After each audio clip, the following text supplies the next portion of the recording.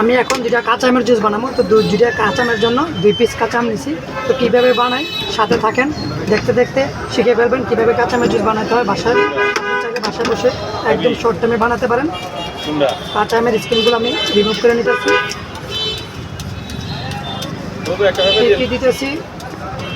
দেখেন, দেখলে আপনার চাইলে আপনার বাসায় বসে একদম শর্ট টাইমে বানাতে পারেন। আমি চাইলে আগে এগুলো স্কিন রিমুভ করে নিয়ে যেতে পারতাম, কিন্তু না, আমি পুরোটাই দেখিয়ে দিচ্ছি কীভাবে কী করতে হবে।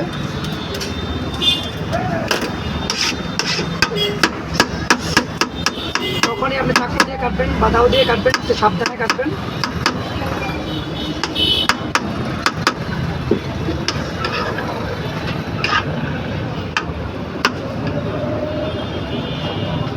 ভিতরের বিচিটা ফেলে দেবো।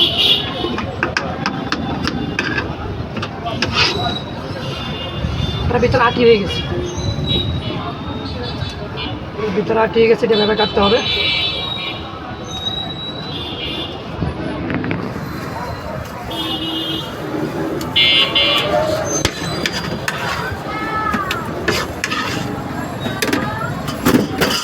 আমি সামান্য পরিমাণে পুদিনা পাতা দিয়ে দেবো, যে পুদিনা পাতা আপনি চাইলে আপনার ছাদের উপর টপে লাগিয়ে দিতে পারেন, বাড়িতে আনাচে কানাচে লাগিয়ে রাখতে পারেন, খুব সহজ হয়ে যায় এটা।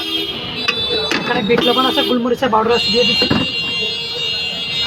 হালকা একটু কাঁচামরিচ দেবো জাস্ট ফ্লেভারের জন্য, আর আপনার চাই জাল খেলে একটু বাড়িয়ে দিতে পারেন।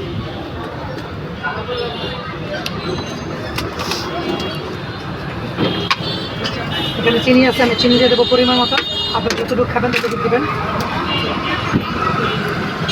এখানে মধু পানি আছে, মধুর সাথে পানি মিক্স করে রেখেছি, সেটা দিয়ে দেবো।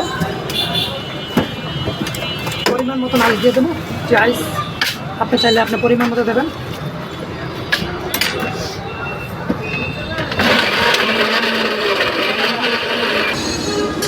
হয়ে গেল জুস। তো এই 2 গ্লাস জুস বানিয়ে নিলাম।